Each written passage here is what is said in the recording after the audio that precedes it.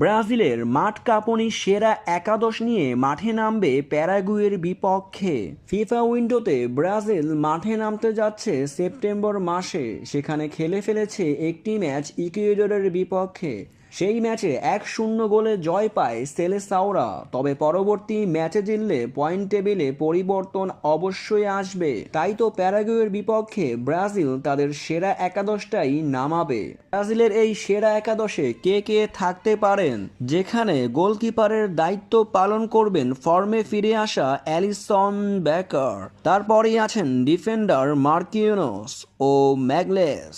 মিডফিল্ডারের দায়িত্ব পালন করবেন দানিলো আর্নানা, লুকাস পাকিয়োতা, অ্যান্ড্রি ও গুমারেস।